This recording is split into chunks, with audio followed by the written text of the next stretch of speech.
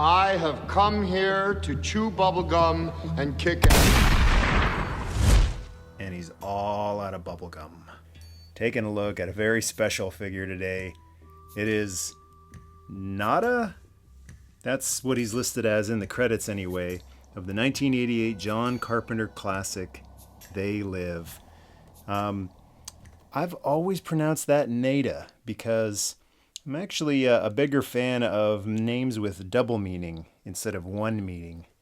Kind of like how Darth Vader was named Darth Vader instead of Darth Invader. He's an invader of the Jedi Order, but he's Vader, so it's implied. So I know it's pronounced nada. It's a Spanish word for nothing because he is nobody. He's got nothing. But I've always pronounced it NECA because that's just, I figured it sounded better as a name. John NECA instead of John Nada. Anyway, that's my little thought on the name. And in the credits, he's actually only listed as NECA or Nada. But I remember Roddy Piper and I think John Carpenter too in interviews referring to him as John Nada. So I think that's just the name they gave him, and that's a perfectly normal blending in name for such a character who just wears jeans and a flannel shirt and is here to save the Earth from invading aliens. If you haven't seen They Live, you need to watch They Live after you're done this review. And if you haven't seen it for a long time, then you need to watch it again because They Live is the last great John Carpenter movie. He did some good ones after it. Vampires was okay. But in terms of masterpiece, all-time John Carpenter, not just John Carpenter masterpiece movies, all-time masterpiece movies, The Thing is right up there. Escape from New York, one of the best movies ever. I watch it every year almost. Big Trouble in Little China, one of the funniest movies I've ever seen. And to me, They Live, 1988, is the last time John Carpenter made a movie that you can watch over and over and over again. And it just has all of the classic John Carpenter wit, humor, action, skill, passion. I think Mr. Carpenter himself would admit maybe his passion wasn't really where it was in the 80s. That'll happen after each soul-crushing box office flop when you make awesome movie after awesome movie. But just a quick look at the box here. I did buy this from Big Bad Toy Store, and if you want to buy it from Big Bad Toy Store, you can't. It's sold out. I got it because I did a pre-order on it. So what I will do in the show notes section of this video is I'll put a link up to Big Bad Toy Store's pre-order page so that if something else pops up there that you see that you like, you can put it on pre-order so that you don't have to go without it, because this thing sold out immediately as soon as it went in stock. I had it pre-ordered for a long time, and I was very excited to be getting this. Little blurb on the back here about the aliens. Some great, great pictures. You got to have the American flag. That's such an iconic shot in the movie when he says the bubblegum line. And he's got the flag behind him, so it's part of that image. I'm going to have to find one of those, I guess, pen or desktop American flags, because wherever I display this NECA figure, I'm going to need an American flag behind him. And a little shot at those guys who look like their face fell in the cheese dip back in 1957. And some of the accessories included in here. It is so awesome you get an extra head. I just assumed that the sunglasses would be removable and they do the little holes in the hair, because usually when you get a figure who is wearing sunglasses, most of the WWE wrestling figures, the Randy Savage figures in particular, I'm thinking, they drill little holes in his hair for the long hair to plug the sunglasses into. So it is just such an amazing bonus that who are they? NECA. Got to sneak that in there. Included an extra head so that if you can find another Mego body, I'm assuming this is like a Mego body. It's an 8-inch figure. You could just plop on the other head onto another Mego body. You could even make yourself a custom Roddy Piper figure. because the line between Roddy Piper and NECA is pretty blurred. I mean, they're very, very similar. I guess NECA is a little more quiet than the Rowdy Scott, but Hot Rod had his quiet moments in wrestling too. He really knew when to swing between loud and abrasive and obnoxious and just steely intensity. And by the way, thank you folks at NECA for the awesome box. Resealable box. You can put them back in here once you've futzed around, played around with them. Let's take a look at some of the accessories. There's the shoddy, and really nice detailing on it. Being a smaller scale than 1/6 scale, Hot Toys scale, you're not going to have features like, well, I guess you could. There's even the G.I. Joe scale has some sliding pump, but to keep the costs down, some features need to be omitted. And, this was a pretty affordable figure, so no moving parts on the shotgun, but really, really nice detail on it. Nice wash on the stock. I don't know if you can see that. There's a little bit of black wash to make it look a little more wood-like, and really nice sculpting detailing on the stock end there. Look at that. They really go above and beyond here. NECA is always, they always pride themselves on their detail in their movie figures. It's kind of like having a miniature three-dimensional poster, a little maquette from the movie. You can learn so much about these old characters that you grew up on, see details that you've never seen before. So he's not wearing armor or anything like a colonial marine. You're not going to find out much new about this character. There really isn't much detail to his outfit other than the belt. So when there is one thing that they can go in on the detail, they do. See a little bullet detail on the belt here. This is removable. Yeah, there's a little hole in the back there, so you can plug that in, unplug that if you like. It looks like one of the plugs has come out. Seems like a pretty pliable material. I don't feel like I'm in danger of ripping it, but it is a little tricky to get that plug back in. I guess that's why it popped out. Oh, there it is. Got it in there, nice and snug, nice and tight. And that's just the one little detail you need to make this guy look like he's ready to kick some butt. Kind of Rambo mode. Rambo, the old Force of Freedom figure, had the bullet belt across him. Sergeant Rock had the bullet belts for the wrong gun, whatever.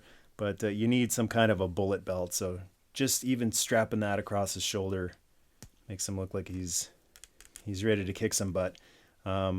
These sunglasses, I mean, it's the exact same head. All they've done is they've stuck sunglasses on him, and you can see and hear there are holes where the arms of the sunglasses plug into. So they really easily could have just made the sunglasses removable.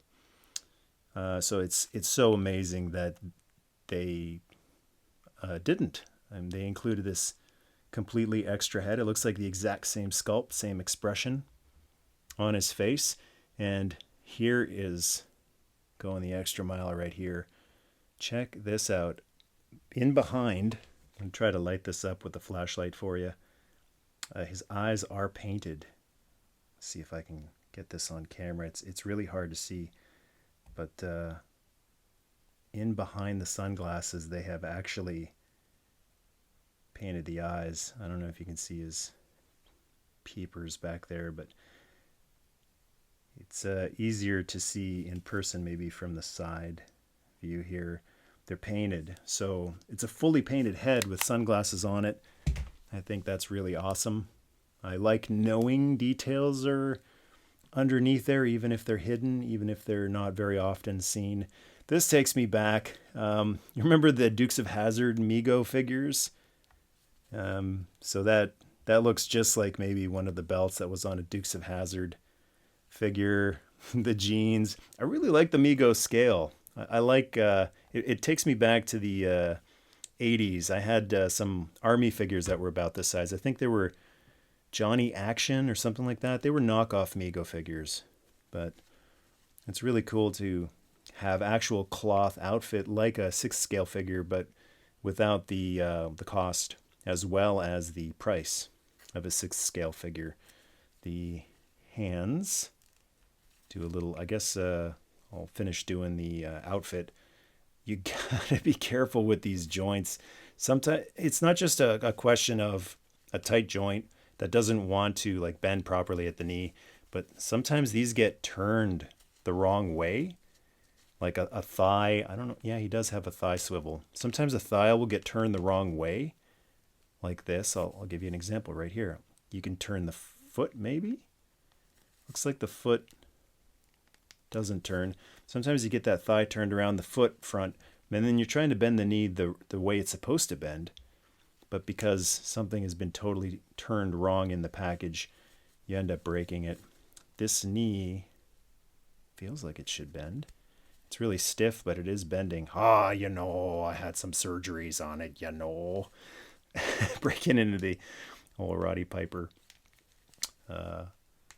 voice there. He's got a little bit of tilt on the feet. Nice sculpt on the shoes, too. Working man shoes, no socks. I don't know if these pop off or not. I'm not going to risk it. This feels like a really stiff figure, and I've had NECA figures in the past that broke from nothing, like literally just falling back and a head would fall off from falling back on the surface he was standing on. So I don't like, even just trying these knees is a little more than I would normally do with my own collectibles, but for the sake of a video review, I'll risk it. But I think that's enough on the feet to make him pretty stable. He seems to want to fall forward, so you need to kind of just feel out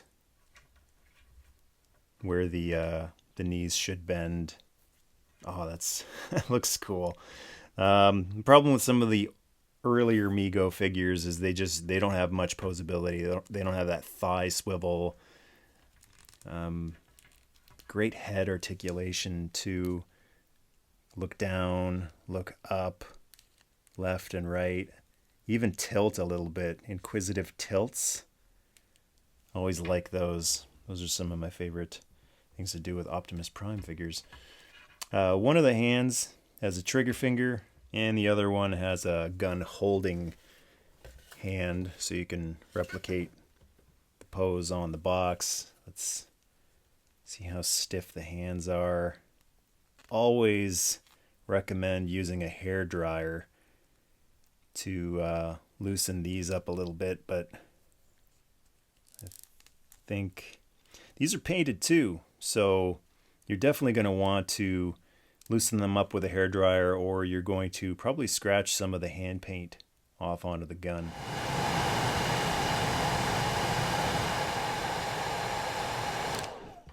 And just a couple seconds under a hair dryer. Look how much more bendy that hand is now. No problems whatsoever, and it'll go back to its original tight grip in a few minutes. Oh, that holds just perfectly. A lot of shotgun hands, it's an awkward hold because it's not like a regular pistol grip. It's this kind of,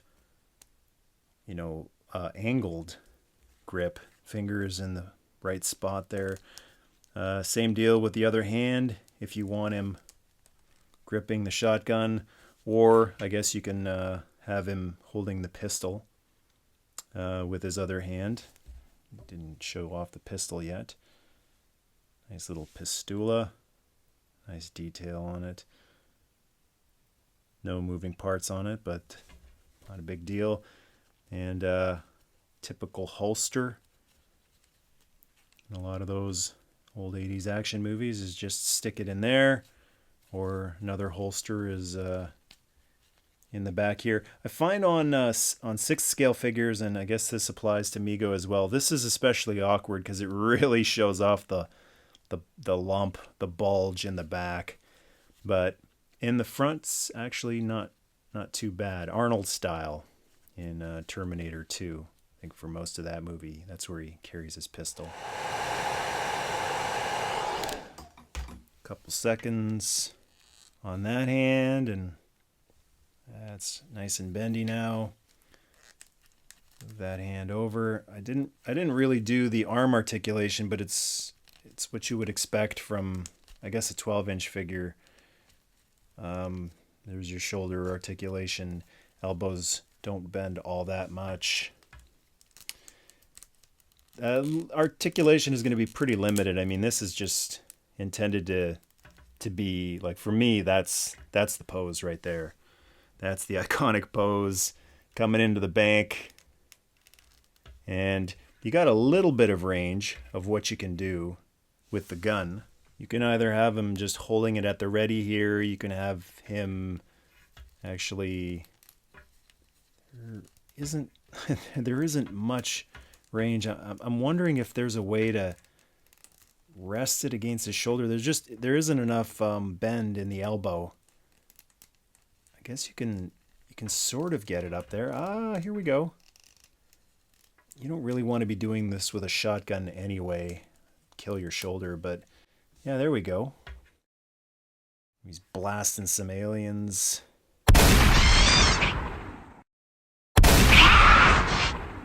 And how about a head swap?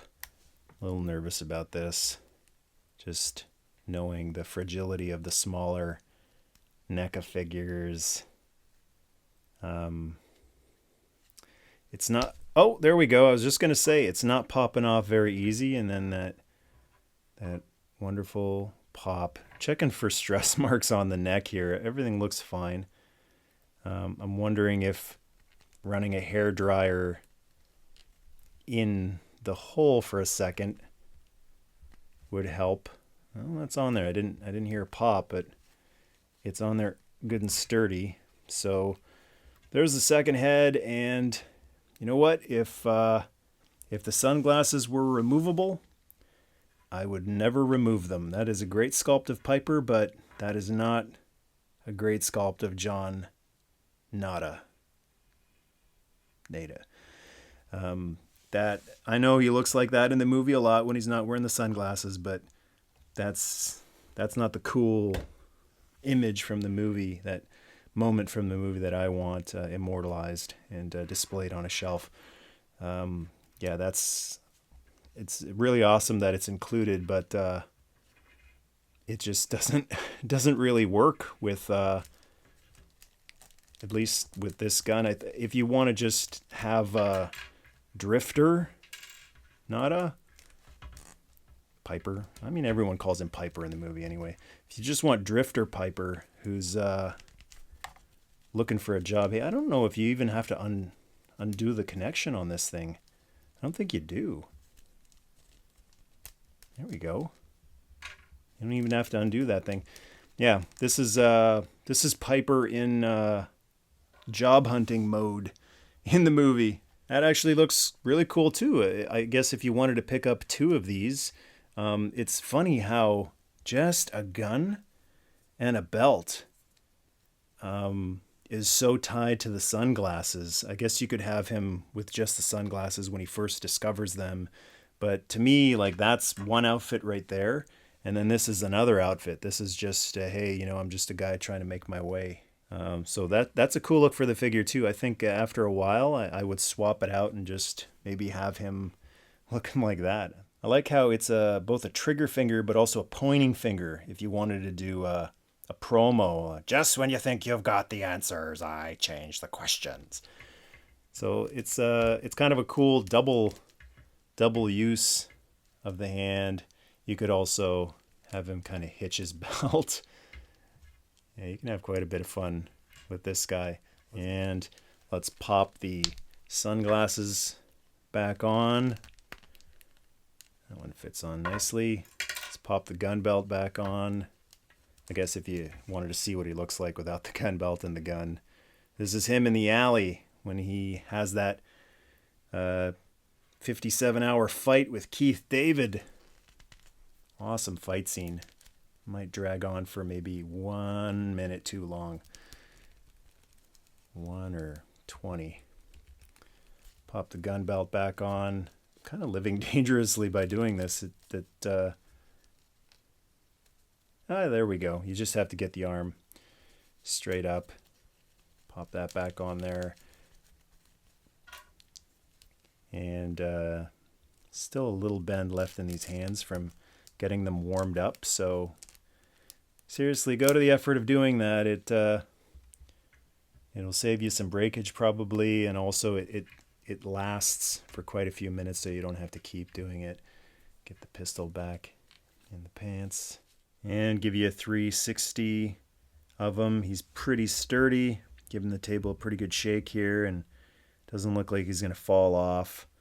I like having the shotgun aimed a little lower so that you can see that pistol tucked in the pants. When a figure has so few details and accessories, it's nice to show off what few accessories and details he has.